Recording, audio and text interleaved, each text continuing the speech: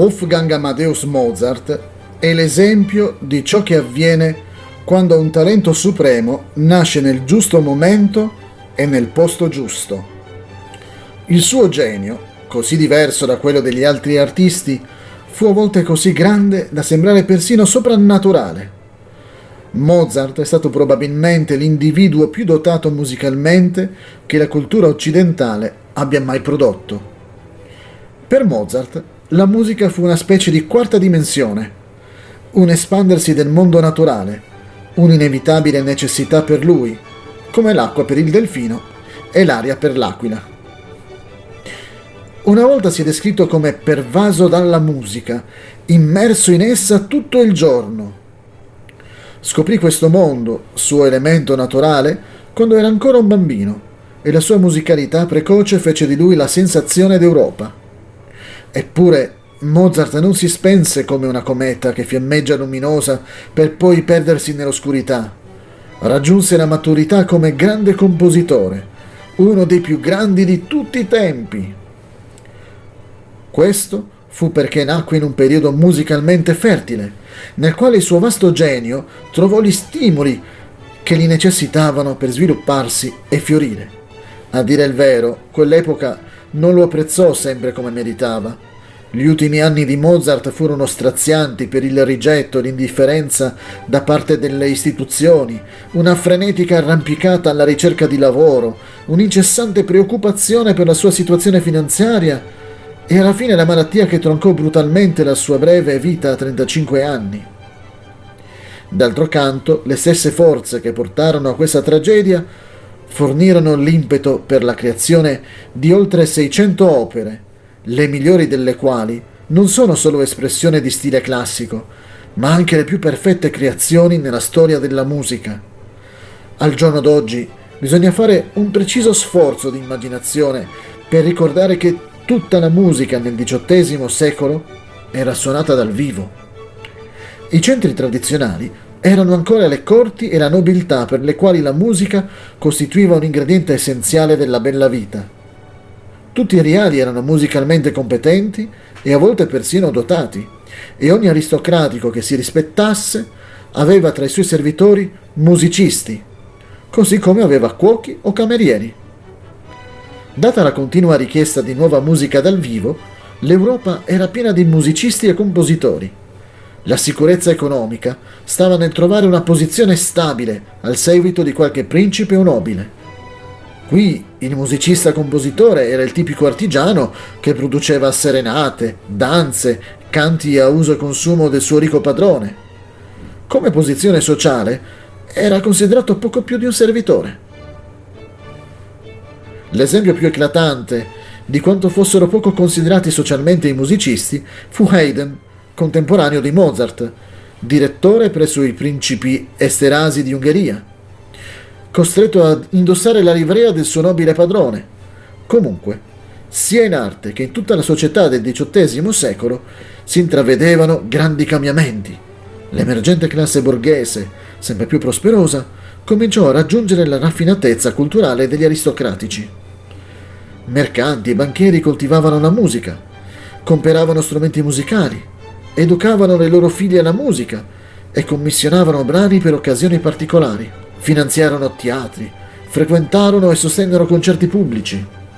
Mentre però questo pubblico, sempre crescente, dette ai compositori del periodo un'alternativa stimolante per il loro talento, non fornì una sicurezza economica che avrebbero altrimenti goduto mettendosi al servizio di un principe.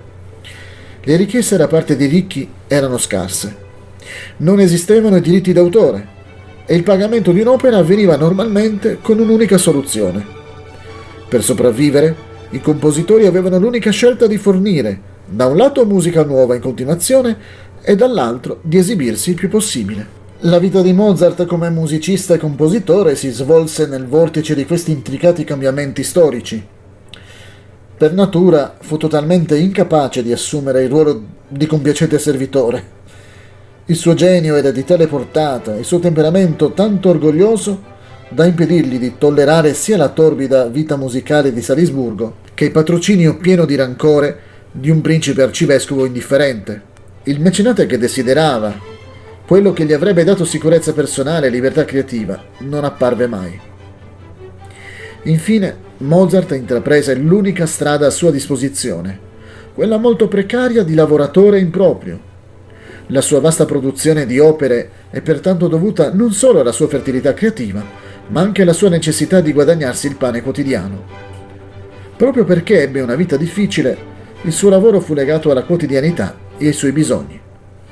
Mozart scriveva quasi sempre i suoi brani musicali per occasioni speciali o per particolari musicisti, le serenate, forse per la festa di una sposa il giorno prima del suo matrimonio, sicuramente danze per sala da ballo e molta musica per accompagnare le cene dei nobili e messe per ispirare l'anima al culto, e inoltre opere per creare un'atmosfera di festività secolare, musica da cerimonia per celebrare l'incoronazione di un nuovo sovrano o l'apertura di una nuova loggia massonica, sinfonie per sale da concerto, concerti e arie per mettere in mostra le capacità dei virtuosi, opere semplici per tastiera, con le quali una signorina avrebbe così potuto migliorare un talento limitato, e ancora musica da camera destinata a serenate musicali fra amici, da suonarsi a casa durante una serata Gemütlicher. La cosa meravigliosa di questo vasto insieme di opere non sta né nella sua grandezza, né tantomeno nella sua varietà, ma nel numero di volte in cui Mozart ha raggiunto il massimo. Sir Thomas Bacon giudicò che almeno 250 delle composizioni di Mozart sono magnifiche. Però nella lirica, suo supremo amore, il compositore raggiunse l'apice. La lirica era la più alta ambizione di Mozart ed il suo dono più veritiero. Scrisse Sacheverell Sitwell che accreditò a Mozart l'aver perfezionato l'arte di scrivere per ensemble lirico, insieme alla caratterizzazione musicale. Il Don Giovanni è unanimemente considerato una delle più grandi creazioni di tutti i tempi.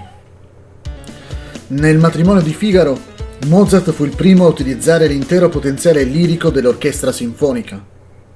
Nel Flauto Magico e Così fan tutte si è rivelato come maestro drammaturgo con shakespeariana larghezza di vedute.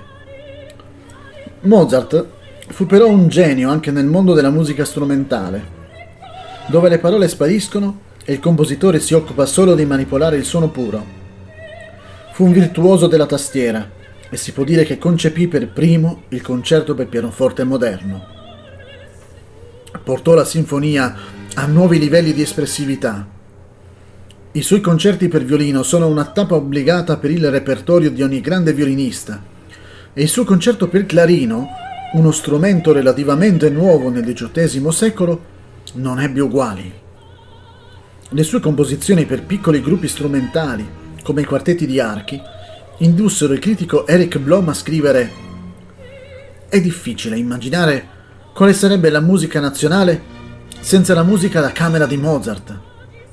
Le qualità che ressero unici sia le opere di Mozart che lui stesso non sono semplici da individuare.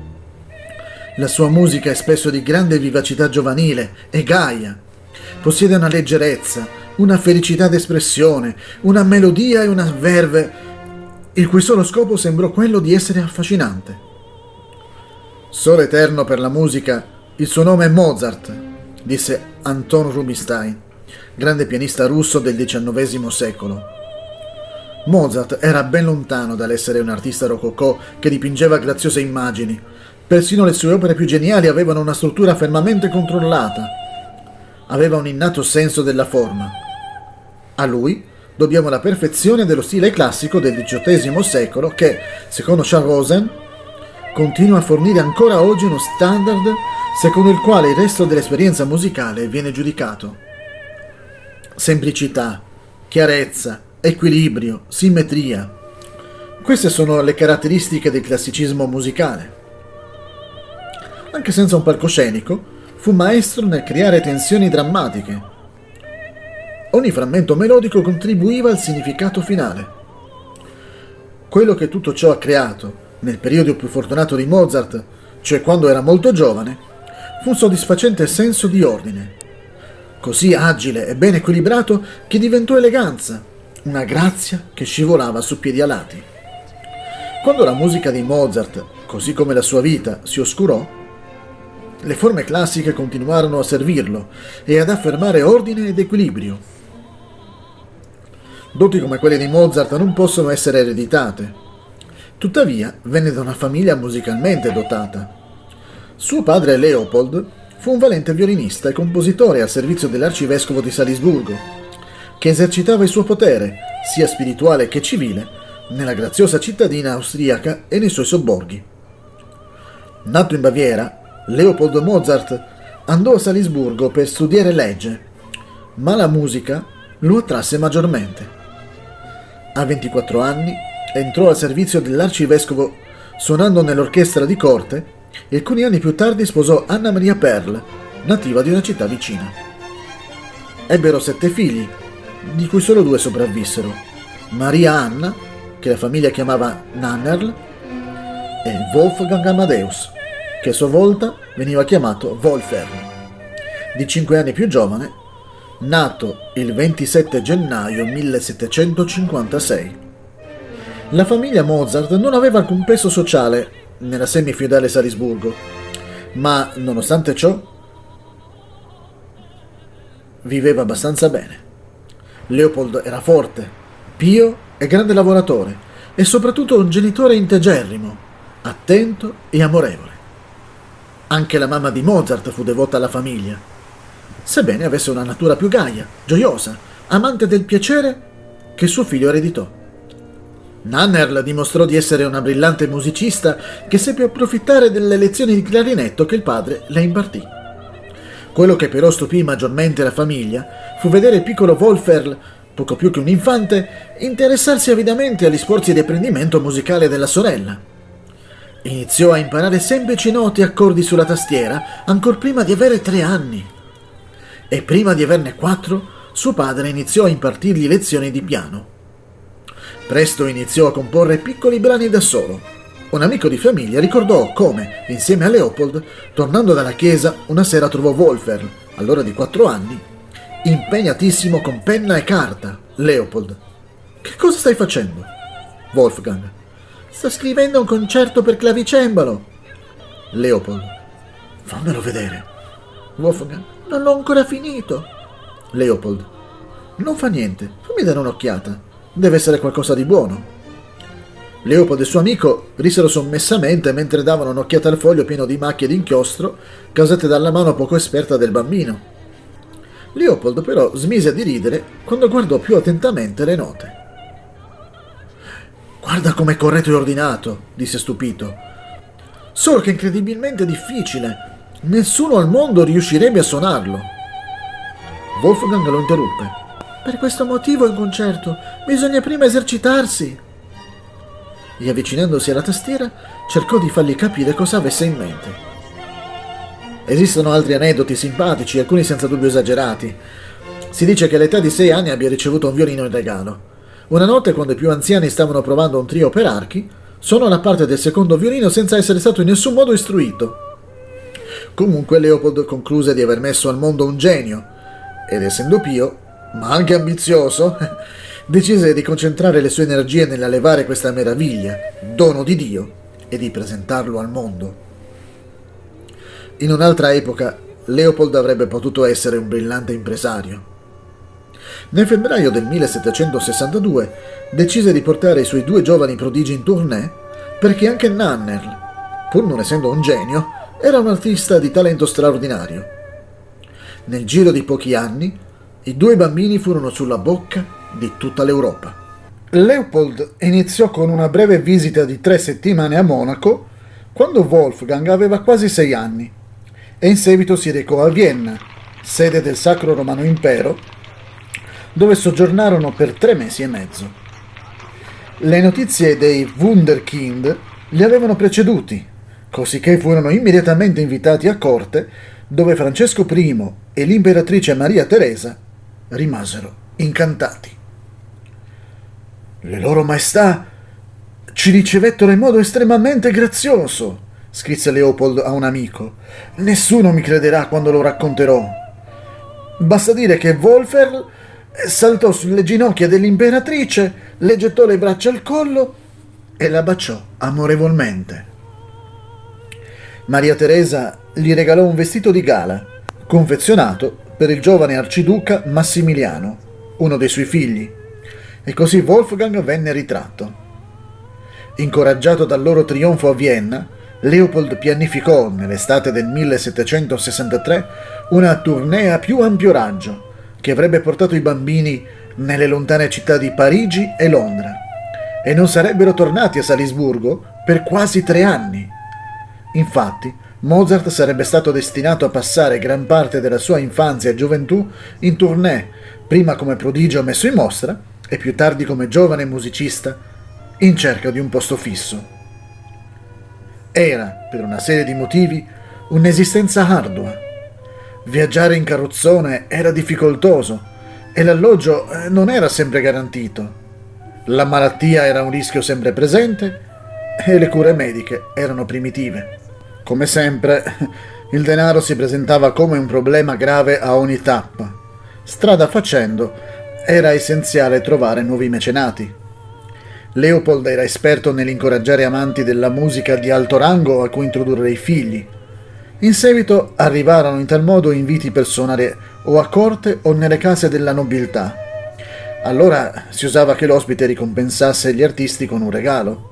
A volte, quando i Mozart erano fortunati, si trattava di una somma di denaro, ma più di sovente di una tabacchiera dorata o di un orologio d'argento. Quando Leopold riusciva a organizzare i concerti in proprio, il guadagno era maggiore. Aveva sviluppato un sistema. Nessuno paga un soldo all'entrata, spiegò in una lettera a casa, ma chi si presenta senza biglietto non è ammesso al concerto, chiunque esso sia. Il suo metodo era convincere gli amici a vendere biglietti per il concerto con una settimana di anticipo.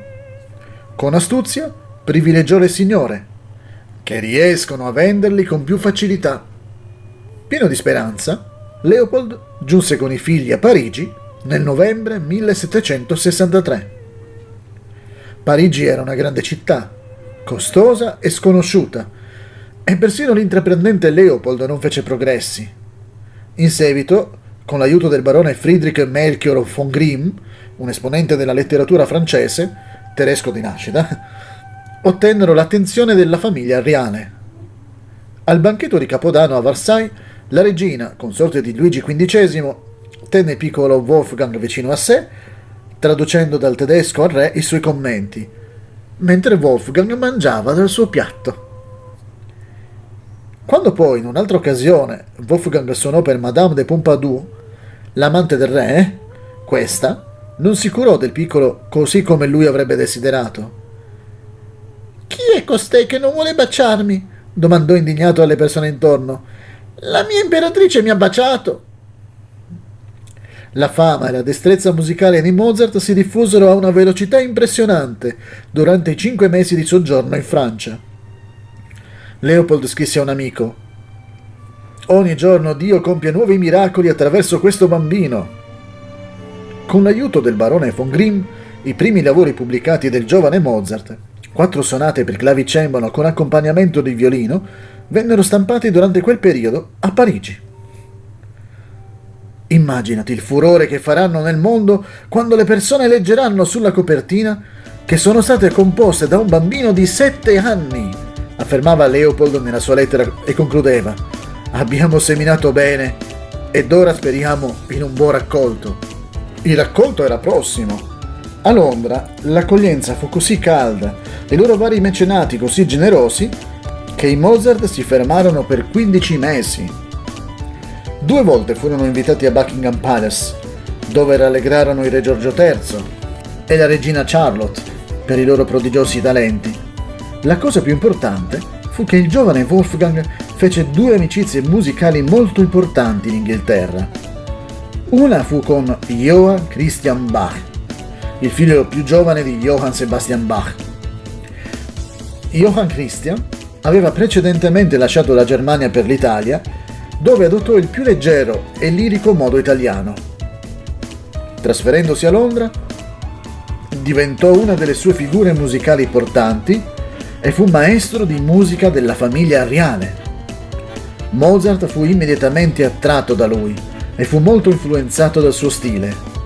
Si dice di come il 29enne Christian Bach facesse sedere il bambino sulle sue ginocchia davanti alla tastiera e i due eseguissero una sonata insieme, con battute alternate così perfette che i testimoni affermarono sembrassero una persona sola. Un'altra importante conoscenza nacque dall'incontro con un famoso cantante d'opera, Giovanni Manzuoli. Leopold fece in modo che Wolfgang prendesse lezioni di canto da Manzuoli, non per farne un cantante, ma per aumentare le sue conoscenze pratiche dell'aspetto vocale dell'arte musicale. Sempre a Londra, Wolfgang fu sottoposto a una delle più eccitanti prove che venivano continuamente richieste per verificare la sua precocità musicale. L'onorevole signor Dance Barrington, uomo di scienza, fece un esame accurato dei poteri di Wolfgang, che allora aveva 9 anni, e pubblicò i risultati sul Philosophical Transactions, un giornale scientifico. Barrington si presentò all'incontro munito di una partitura a 5 parti che sapeva, senza ogni dubbio, mai essere stata vista da ragazzo.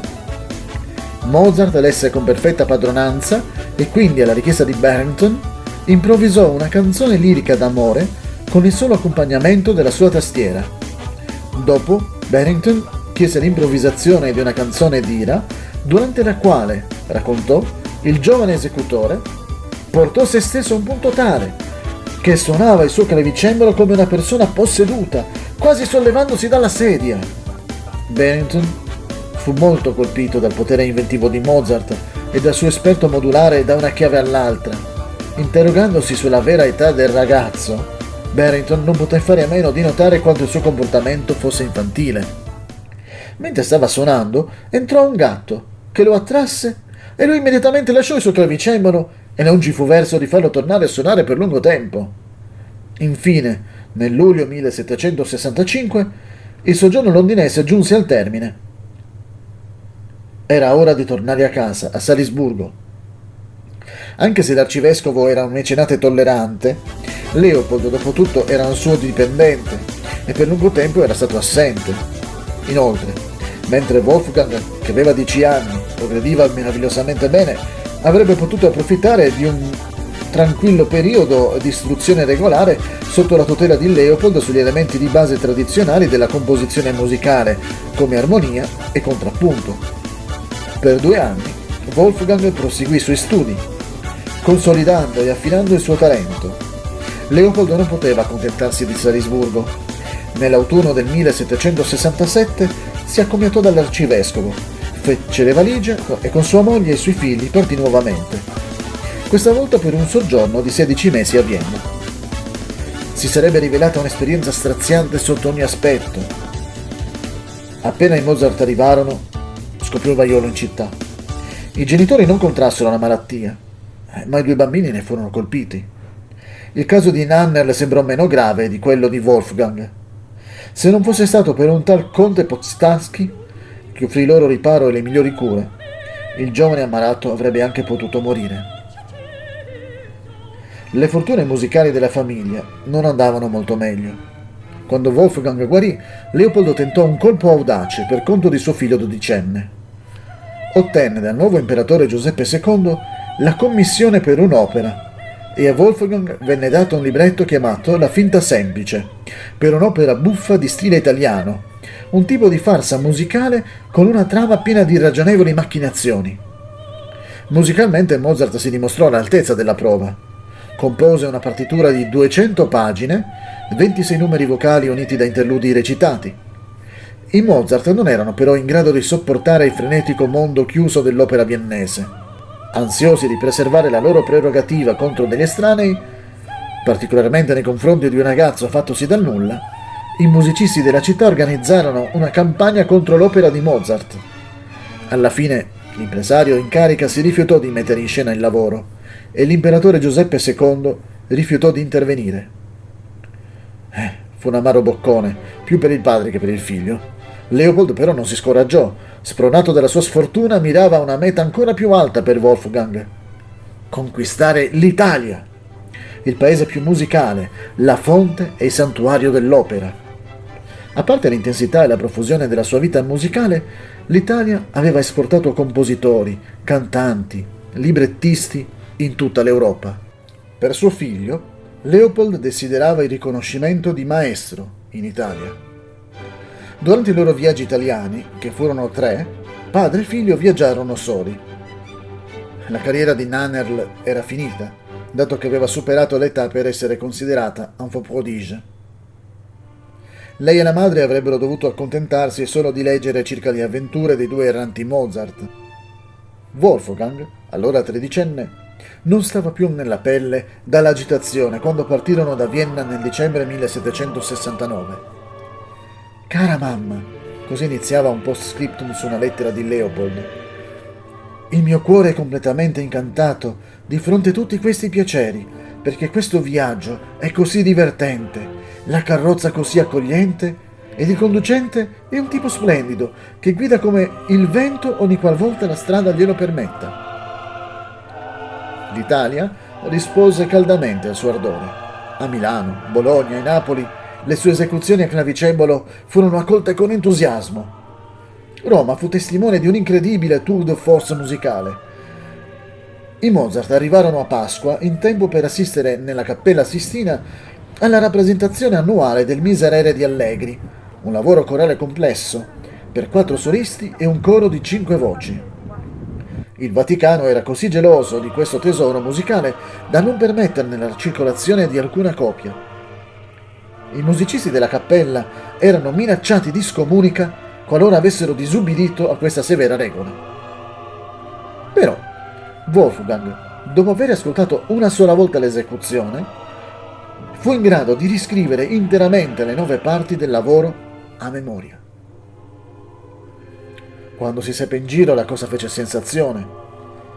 Tutti furono stupiti, a eccezione del genio, che si dimenticò di menzionare l'accaduto nella sua lettera alla madre. Scrisse circa questa occasione prima di chiudere la lettera: «Ho avuto l'onore di baciare il piede di San Pietro nella cattedrale di San Pietro e, siccome ho la sfortuna di essere così basso, io, come al solito, ho dovuto essere sollevato». In ogni caso, non spaventato, forse colpito, da questo episodio di innocente plagio, il Papa Clemente XIV conferì a Wolfgang la croce dello Speron d'oro e autorizzò il giovane a farsi chiamare Chevalier de Mozart. A Bologna conobbe padre Martini, che ebbe per lui tanta simpatia e ammirazione da facilitargli la nomina di accademico filarmonico.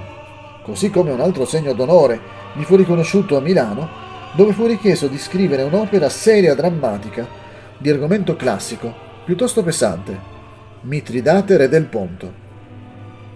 Alla prima, il 26 dicembre 1770, Mozart, allora 14enne, dirigeva alla tastiera e l'esigente pubblico milanese gridò «Evviva il maestrino!» e ancora «Lunga vita il piccolo maestro!». Il trionfo fu così grande che a Mozart, come premio, fu commissionata un'altra opera.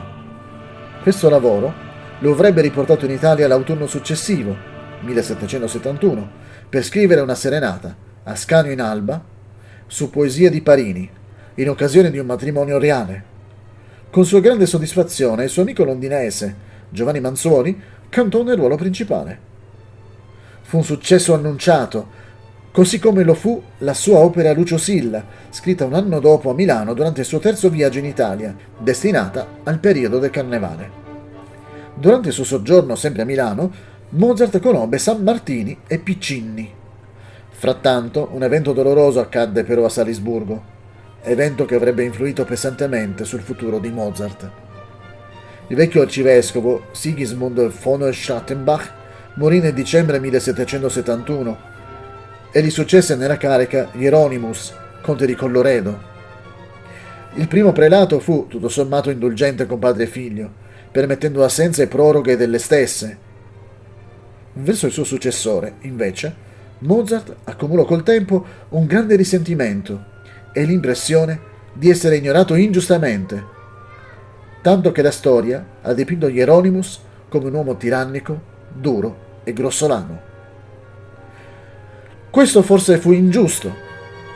Entrambi i Mozart erano orgogliosi, all'incessante ricerca di riconoscimenti, e disprezzavano la mediocrità di Salisburgo. L'arcivescovo non poteva fare a meno di avvertire questi loro sentimenti e reagire di conseguenza. Pertanto i successivi 4 anni a Salisburgo furono estremamente difficili. Mozart compose incessantemente sia per l'arcivescovo che autonomamente. La musica da camera e da chiesa che scrisse a richiesta, comprese messe, sonate per organo, serenate, divertimenti e concerti per tastiera. Nel 1775, in un impeto di crescita creativa, scrisse 5 eccezionali concerti per violino. Con la loro ricchezza melodica, eleganza di espressione e sottili sfumature orchestrali, forniscono al solista alcuni dei mezzi strumentali più appaganti, non solo come mera dimostrazione di virtuosismo, fine a se stesso, ma anche di armoniosa ed equilibrata bellezza. Mozart padre e figlio continuavano però a essere irritati dal limitato orizzonte di Salisburgo e dalla mancanza di apprezzamento sia artistico che finanziario. Finalmente, nel marzo del 1777, i Mozart ancora una volta chiesero il permesso di assentarsi. In un primo momento l'arcivescovo ignorò la richiesta. Quando fu rinnovata, seccamente rifiutò di sancire quella che spregevolmente chiamò spedizione per elemosinare. L'unica via aperta per Mozart fu quella di chiedere di essere sollevato dall'incarico. La richiesta fu infine accettata e nel tardo settembre 1777 il giovane Mozart partì da casa un'altra volta. Leopold non ebbe altra alternativa che restare e Nannerl restò per accudirlo. La signora Mozart accompagnò l'esuberante Wolfgang in questa sua tournée. La libertà tanto desiderata si faceva intravedere per la loro ventunenne Wolfgang.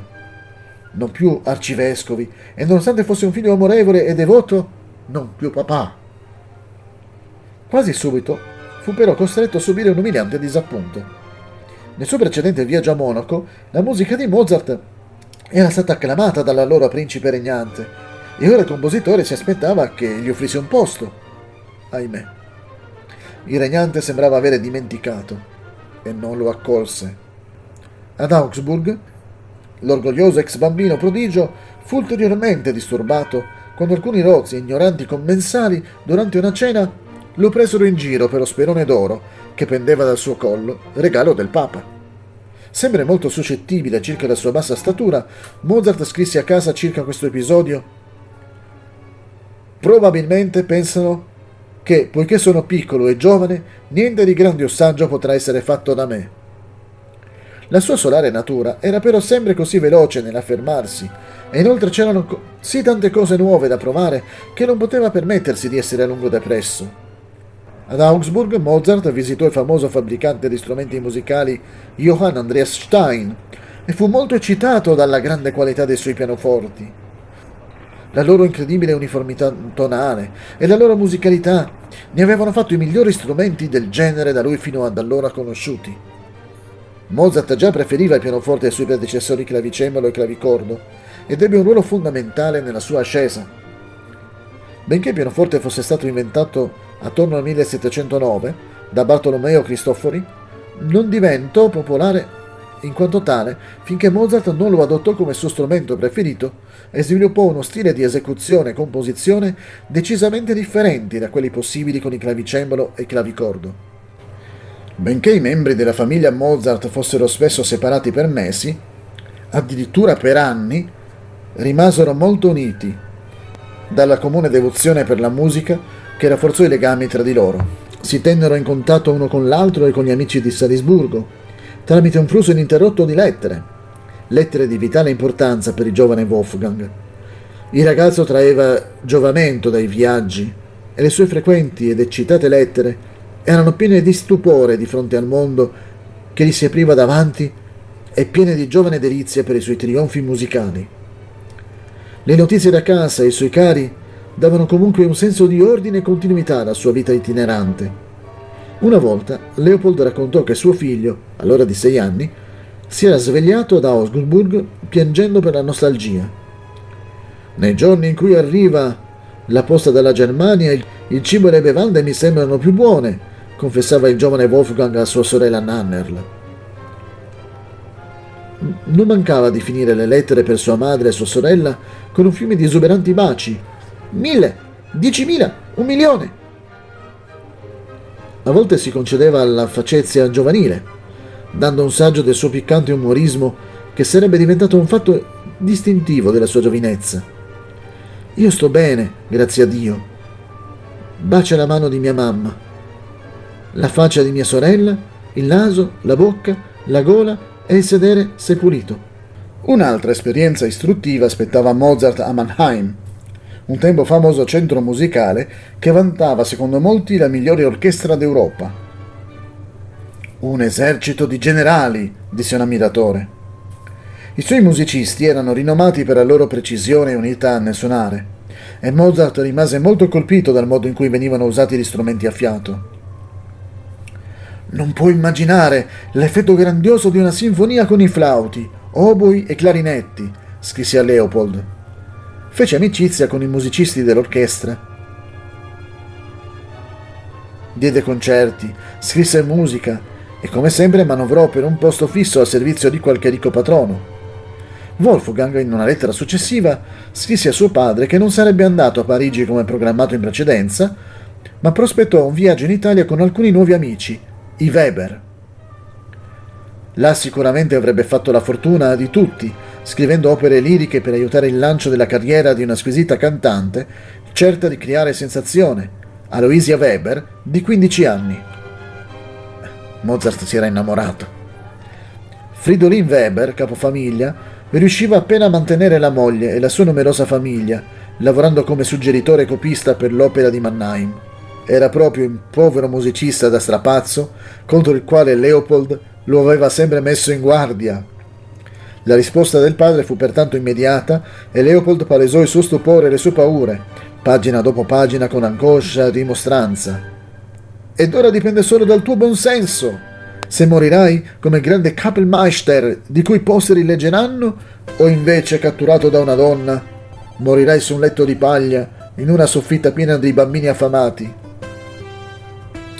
Anche se a distanza, i legami col padre erano più forti del giovane amore. Rispose l'ormai placato Wolfgang. Nel trasporto del momento ho dimenticato quanto sia impossibile realizzare ora questi miei piani. Abbandonò il suo folle sogno, salutò tristemente i Weber e il 14 marzo 1778 partì per la Francia con sua madre. Vai a Parigi, lo incitò Leopold. La nobiltà francese tratta gli uomini geniali con grande reverenza, stima e cortesia. Anche questa volta a Parigi, così come a Monaco, Augsburg e Mannheim, Wolfgang sarebbe stato deluso. Probabilmente era stato un po' viziato dalle precedenti adulazioni, ma ora scopriva che le persone che una volta si erano accalcate attorno a un bimbo prodigio di 7 anni erano considerevolmente meno interessate a un musicista di 22 anni in difficoltà, benché di talento. La gente ti fa un sacco di complimenti, però si ferma lì, si lamentava con il padre. Io suono e loro dicono «C'est un prodige, c'est inconcevable, c'est étonnant, e quindi adieu». Cercò disperatamente di avere delle richieste di lavoro, dando lezioni, facendo musica con alcuni degli amici di Mannheim, ma ora a Parigi. Una sinfonia, Paris, fu ben accolta e in quel periodo compose le sue più belle sonate per pianoforte. Scritte in risposta al suggerimento del padre di adottare uno stile più popolare, furono agili e graziose, così facili da suonare che diventarono la base di ogni repertorio di pianisti esordienti. Dopo 3 mesi trascorsi a Parigi, Wolfgang aveva trovato una sola prospettiva concreta come organista alla corte reale di Versailles. Il padre Leopold lo sollecitò ad accettare. Wolfgang rifiutò perché capì che questo lo avrebbe legato e consegnato all'oblio. E allora, alla depressione si aggiunse il dolore. Sua madre contrasse una malattia incurabile. Per 4 settimane la malattia fece il suo corso e alla fine, il 3 luglio 1778, la signora Mozart morì di tifo. Wolfgang diede la notizia a suo padre a Salisburgo il più cautamente possibile. I mesi successivi furono veramente tristi per il giovane Mozart. Parigi si rivelava un posto ancora più difficile dove guadagnarsi da vivere che non la Germania. Le lettere di Leopold lo sollecitavano incessantemente a tornare a casa. Hieronymus aveva bisogno di un organista e assistente direttore ed era disposto ad assumere Wolfgang, consentendogli persino di assentarsi occasionalmente. Finalmente Wolfgang si arrese, ma con riluttanza e senso di umiliazione. Infatti, non appena era tornato a Salisburgo in dicembre, riprovò tutto il vecchio risentimento e ostilità nei confronti dell'arcivescovo. Se non fosse stato per il suo disperato bisogno di una base finanziaria, se ne sarebbe andato immediatamente. Resistette per più di 2 anni, nonostante la sua orgogliosa incapacità a comportarsi da lacchè. Nel tardo 1780 ricevette una commissione per comporre un'opera seria per il periodo del Carnevale di Monaco del 1781. Il risultato, l'Idomeneo, fu il primo lavoro di Mozart maturo e ricevette a Monaco una generale acclamazione per la sua brillante strumentazione e intensità drammatica. Fu oltremodo seccante, quindi, essere chiamato poco dopo a Vienna, dove l'arcivescovo si trovava in visita e desiderava avere i suoi musicisti al seguito. In una lettera a suo padre, Mozart descrisse amaramente: «La mia persona, considerata insignificante, ha dovuto mangiare con i servitori. I 2 valletti sedevano a capotavola, ma almeno ebbi l'onore di essere messo prima dei cuochi». Un ulteriore insulto fu quando l'arcivescovo impedì a Mozart di suonare per un concerto benefico alla moda. Alla fine il suo padrone ordinò a Wolfgang di tornare a Salisburgo. Nel brutto confronto che seguì, Mozart fu fisicamente buttato fuori da una stanza dal capo dei camerieri dell'arcivescovo. Mozart aveva allora 25 anni e lasciò Salisburgo per non tornarci più, se non per brevi visite familiari. Da allora visse e lavorò a Vienna completamente solo. Questo fatto preoccupò molto suo padre. Leopold aveva sempre considerato suo figlio come un ingenuo. Immaginabile fu quindi la sua costernazione quando seppe che a Vienna Wolfgang viveva con i Weber, conosciuti in precedenza a Mannheim. Aloisia cantava per l'opera. Aveva sposato un attore, Fridolin Weber era morto. La sua vedova manteneva la famiglia affittando delle stanze. La casa della signora Weber era apparentemente un'istituzione bohemienne. Così almeno Leopold Mozart pensò quando i pettegolezzi di una relazione fra Wolfgang e Costanze Weber, una delle sorelle più giovani di Aloisia, lo raggiunsero a Salisburgo. Rispondendo ai continui rimproveri del padre, Wolfgang, anche se malvolentieri, si trasferì in un altro quartiere. Ciò nonostante, continuò farsescamente a corteggiare Costanzia, costretto dalla madre di quest'ultima a firmare un accordo per il quale o avrebbe sposato Costanzia o gli avrebbe versato una somma di 300 gulden all'anno. Costanzia però, riferì con orgoglio, stracciò l'accordo. Leopold accolse tutto ciò con costernazione. Per mesi non diede il suo consenso alle nozze, inveendo contro quelle che lui considerava seduttrici e senza scrupoli. Fu costretto però ad accettare un fait accompli. Wolfgang 26enne e Costanza 19enne si sposarono nell'agosto 1782.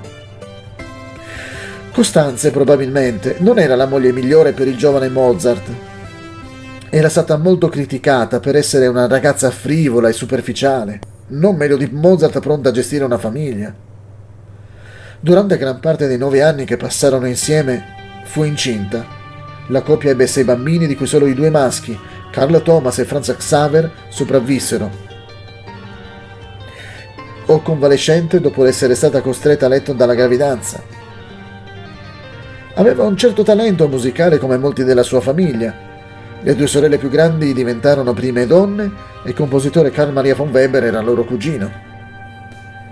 Quando una messa di Mozart fu eseguita a Salisburgo, durante una visita della coppia, lei cantò come soprano.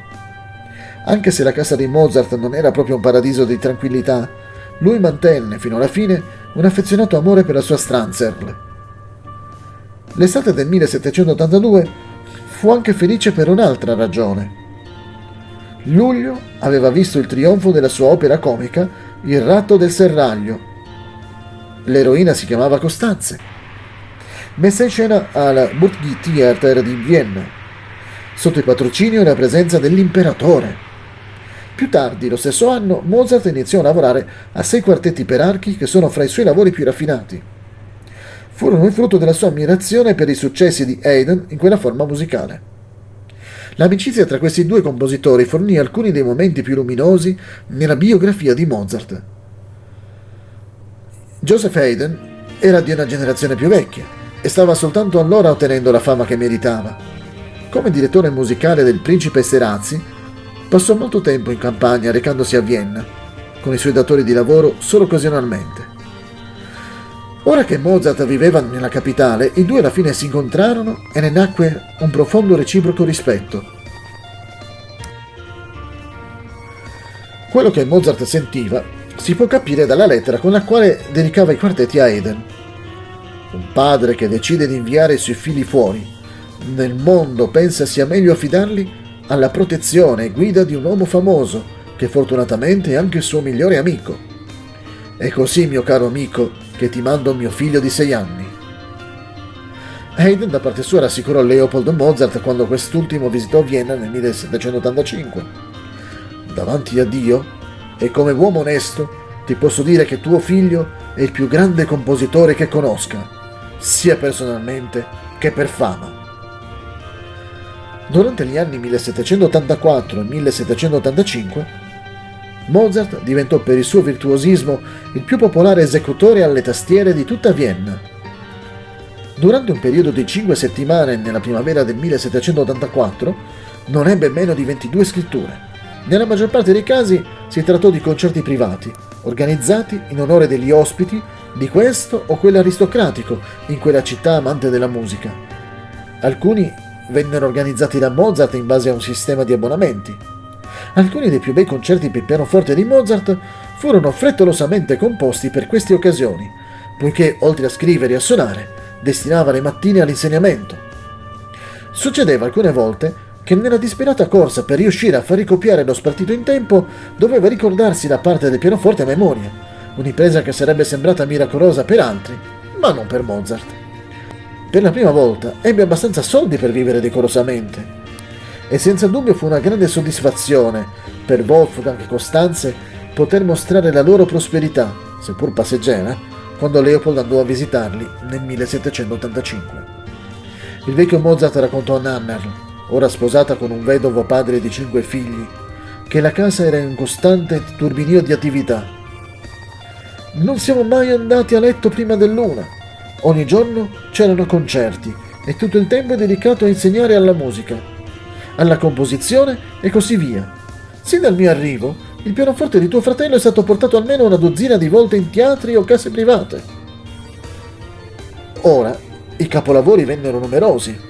Una storica collaborazione incominciò nel 1785, quando Mozart chiese all'italiano Lorenzo da Ponte di adattare la commedia di Beaumarchais Il matrimonio di Figaro per l'opera. Arrivato a Vienna nel 1783, da Ponte si era conquistato i favori dell'imperatore, diventando poeta ufficiale del teatro di Vienna. Da Ponte accettò la richiesta di Mozart, ma si rese conto che il permesso dell'imperatore era essenziale e quindi si mosse con successo per ottenerlo. L'audace commedia di Beaumarchais, nel quale Figaro, il valletto, raggirò il suo padrone, il conte, era stata bandita da Vienna perché molti dei suoi dialoghi erano troppo rivoluzionari per essere accettati da un'aristocrazia sempre più debole. Per l'opera, i dialoghi politici che avevano creato problemi furono eliminati e le musiche di Mozart furono fra le più liriche ed incandescenti e la caratterizzazione musicale di una sensibilità eccezionale. Alla sua prima, il 1 maggio 1786, Figaro trionfò. Motivo dopo motivo fu richiesto il bis. Cantanti, orchestra e la platea alla fine chiamarono il compositore sul palcoscenico ripetutamente. L'aria di Figaro, Non più andrai, diventò il motivo popolare del momento. In dicembre l'opera fu rappresentata anche a Praga, dove il genio di Mozart fu ossequiato e onorato con un calore tale da avere un posto speciale nella storia della vita del compositore. Figaro ottenne un così grande successo che Wolfgang e Costanze dovettero andare a Praga per ricevere gli applausi di persona. Qui non parlano altro che di Figaro, Mozart scrisse a Vienna felicemente. Non si canta, si suona o si fischia altro se non le arie di Figaro. Prima di lasciare la città, ricevette la commissione per una nuova opera che doveva essere messa in scena più tardi quello stesso anno. Ancora una volta collaborò con Lorenzo da Ponte. Decisero di trarre la storia dal Don Giovanni, ossia il convitato di pietra di Giovanni Bertati. Mozart chiamò Don Giovanni un dramma giocoso, tragicomico, suggerendo che per la sua mescolanza di luce e buio, la sua penetrazione nella complessità tra bene e male del personaggio umano costituivano qualcosa di nuovo, dove il buffo si innesta al drammatico, il cavalleresco al fantastico. Wolfgang ritornò a Praga con Costanza nel settembre 1787 per comporre l'opera in tempo per la prima del 29 ottobre. Le richieste dell'ultimo minuto da parte dei cantanti creavano sempre grossi problemi. Mozart riscrisse un'aria ben 5 volte prima che fosse accettata dal suo Don Giovanni.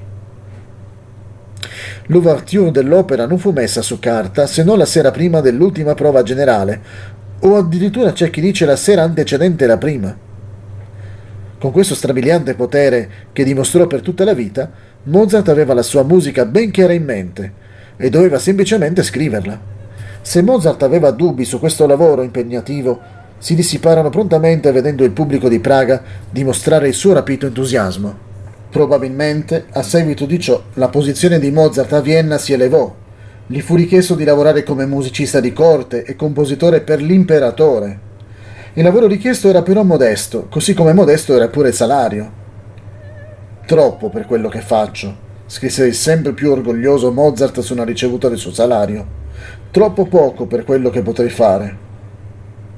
A parte questa, non aveva altre entrate fisse e, a dispetto del suo trionfo, i soldi rimasero per lui sempre un problema.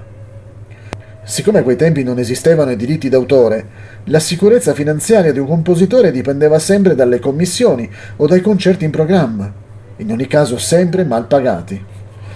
Presto iniziò una serie di patetiche lettere spedite da Mozart a Michaele Puschberg, suo facoltoso amico, con la richiesta di soldi.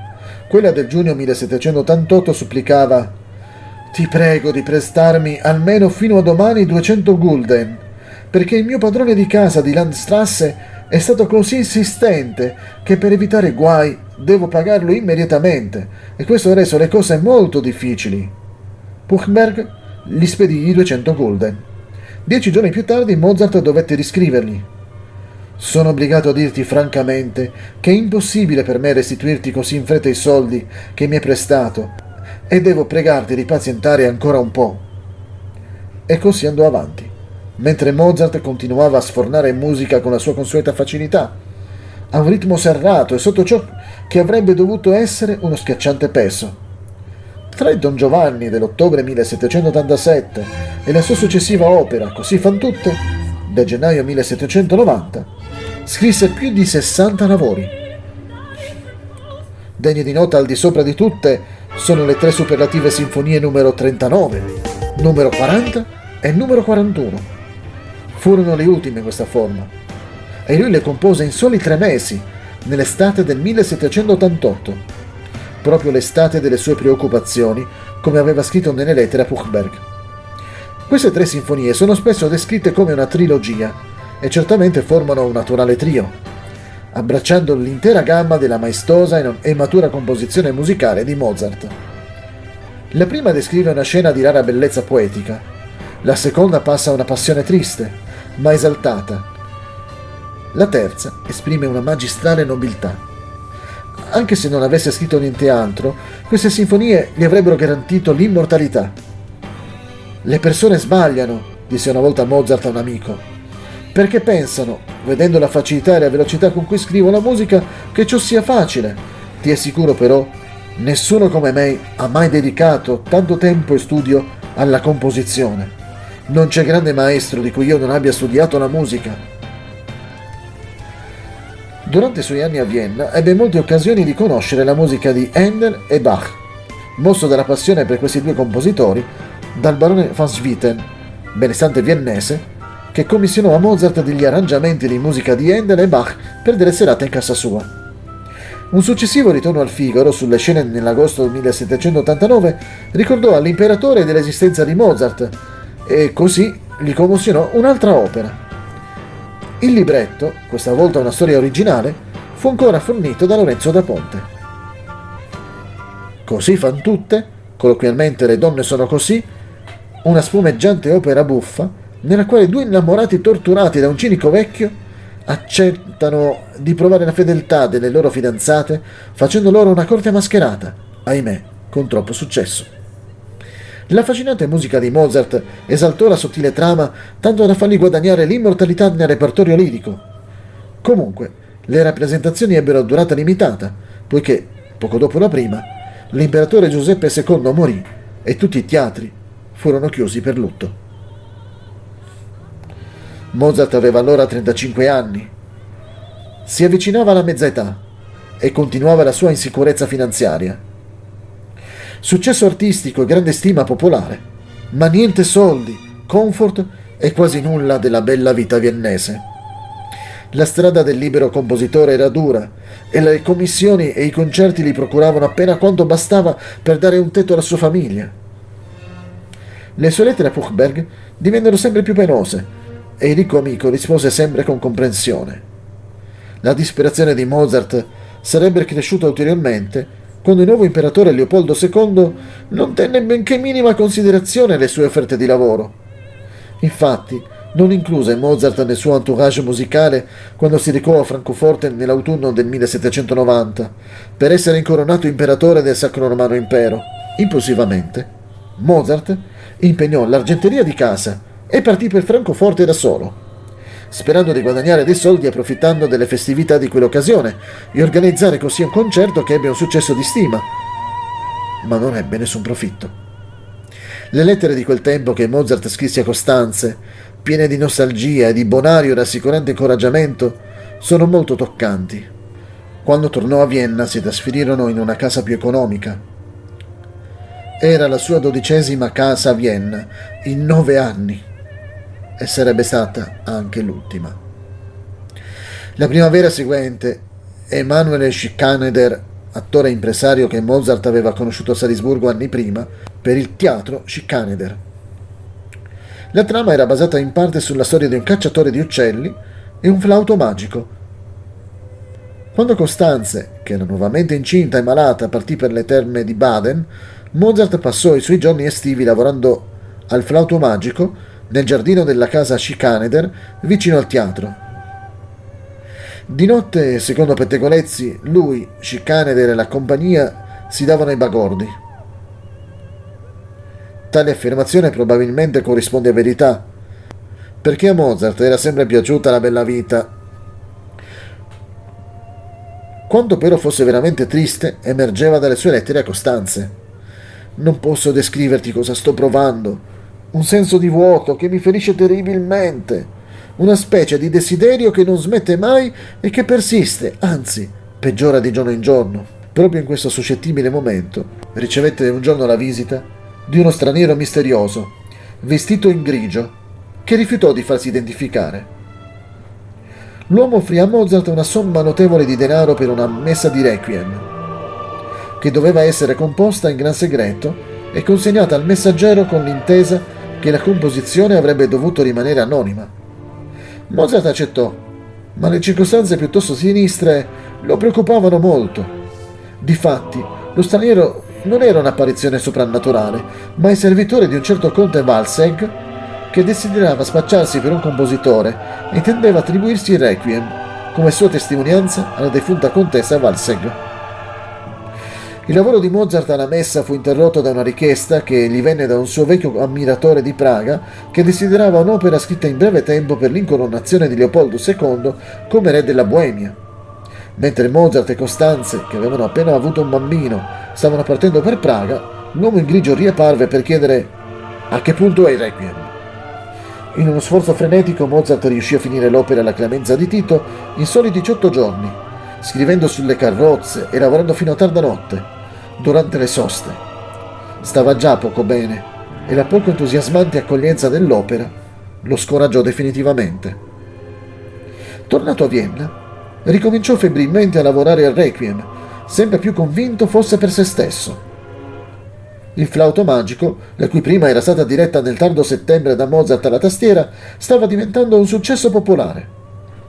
A novembre si ammalò, a tal punto da essere costretto a letto, a fianco del quale soleva mettere tutte le sere l'orologio, seguendo il progredire dell'opera con la sua immaginazione, canticchiando le melodie. L'ultimo giorno chiese a degli amici di aiutarlo a cantare lo spartito del Requiem incompleto, ma si mise a piangere e non poté continuare. Morì pochi minuti dopo la mezzanotte del 5 dicembre 1791, 2 mesi prima il suo 36esimo compleanno, di quello che i dottori credettero fosse nefrite o un'infiammazione acuta epatica. Costanza crollò e alcuni amici dovettero occuparsi dei funerali e della sepoltura del maestro.